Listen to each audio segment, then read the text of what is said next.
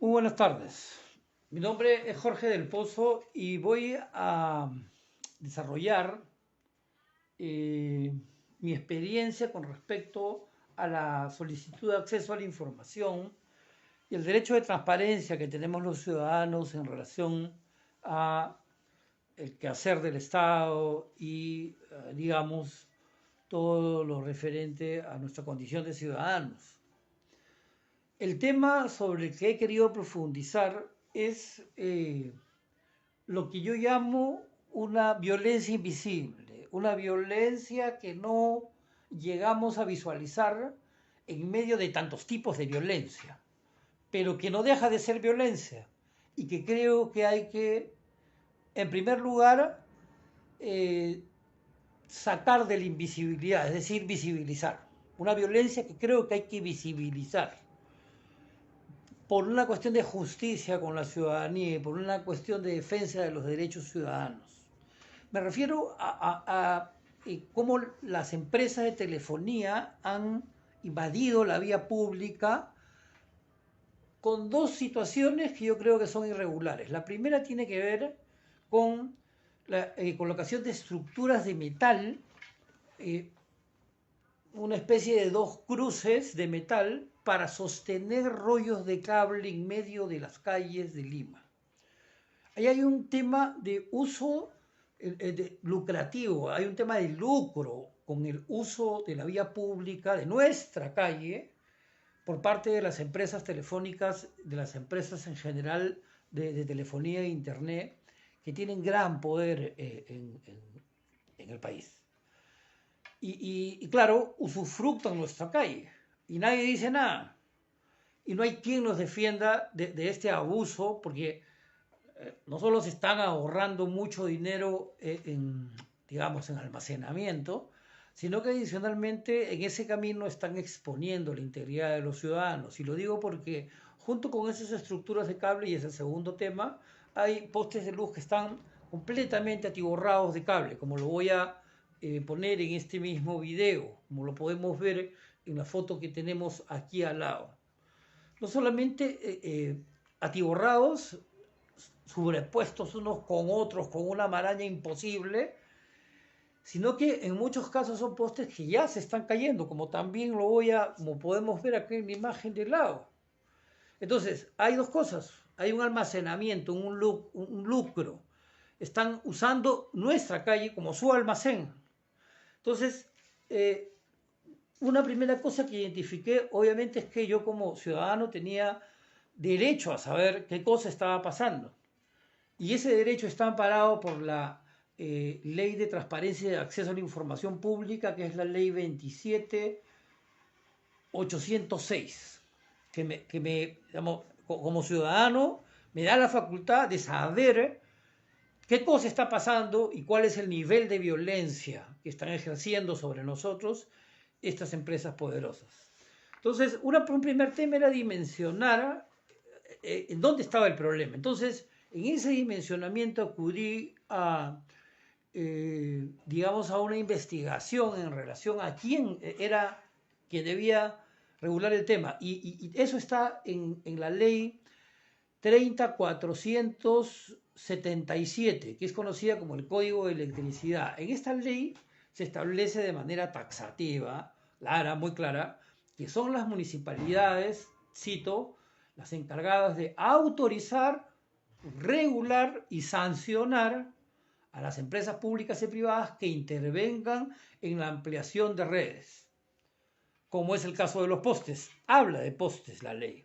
Entonces, la municipalidad hubiese tenido que regular, hubiese tenido que establecer qué cosa está pasando. Entonces, me dirigí a la responsable de acceso a la información de la Municipalidad de Magdalena, que es la señora María Lourdes Díaz Garbizo Merino, a quien le pregunté 6 cosas. En primer lugar, ¿cuántas empresas colocan cables en los postes del distrito? En segundo lugar, ¿existe autorización para poner estructuras de metal adosadas a los postes para colocar rollos de cable? ¿Hay autorización para eso que están haciendo? En segundo lugar, ¿existe autorización para colocar estructuras con barandas, como han visto en la foto, y pisos en los postes. Es decir, ya estaciones de control en nuestras calles. Es decir, no solamente ahorran el costo de almacenamiento, sino que además ahorran el costo de supervisión y seguimiento y de estaciones de supervisión y lo colocan en nuestras calles. Y nadie dice nada. Entonces yo le pregunto a esta señora, ¿existe autorización para eso? Luego le pregunto, ¿cuántos cables de metro está permitido en cada poste? Porque tiene que haber una regulación, es decir, alguien tiene que decir, en este poste solamente se pueden poner, no sé, 10 conexiones de cables, ¿no? Entonces, que me diga, ¿cuánto? En segundo lugar, ¿cuáles han sido las acciones contra las compañías que sobrecargan? Porque está claro que hay una sobrecarga. Entonces, que me digan si ha habido esas acciones. ¿Cuántas? Porque me estoy preguntando cuáles han sido las acciones. Es decir, ¿qué acción específicamente, no? Sancionamos a tal empresa. Ok. Luego estoy pidiendo si existe alguna empresa sancionada o denunciada por el incumplimiento de esta regulación. Esta señora, María Lourdes, me contestó diciéndome que no me dirija a ella, que ella solamente es la responsable. Ahí tengo el correo, lo voy a poner. Ella me contestó diciendo que tengo que dirigirme a la mesa de partes para presentar una solicitud. Aquí está la solicitud. Fui, por supuesto, un poco tarde, hay que decirlo tarde en relación a los plazos que este trabajo me ha impuesto, pero fui, presenté mi solicitud y ahí una primera, digamos, limitación. Es decir, ellos tienen un sistema de web, pero uno tiene que ir a la municipalidad a escribir, porque además me pedí un lapicero para escribir. Hace mucho tiempo que no escribía, está claro cuando veamos la letra.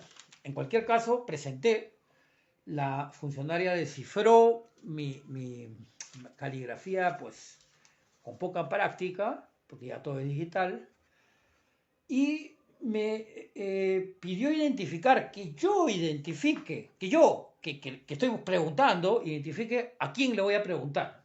Dice, dependencia a cuál se dirige. Es decir, yo tengo que saber a quién le pregunto de su municipalidad.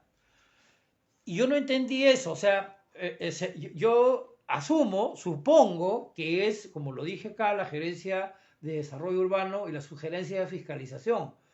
Pero ellos tienen que saberlo, o sea, yo le pregunto a la municipalidad, es una institución, pero yo tengo que identificar a quién le pregunto. Pues bien, identifiqué, presenté mi solicitud, no me han respondido, llamé también a preguntar en relación a el estado del trámite, porque hay un espacio en la municipalidad para que uno coloque el expediente 003015-23.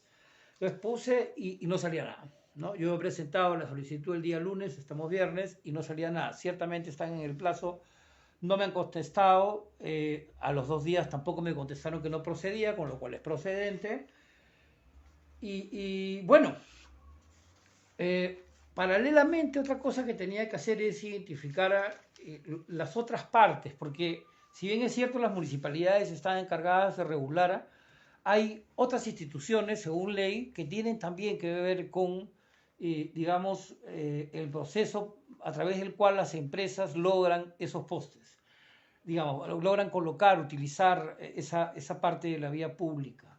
Y las empresas son Ocinermin y Ocitep. Ahí en Ocinermin encontré otra traba, que es, si tú quieres pedir, y que me pareció racional, si tú quieres pedir una copia física, ellos te dicen que no se puede, en virtud a que existen normas de aislamiento. Normas de aislamiento, junio de 2023.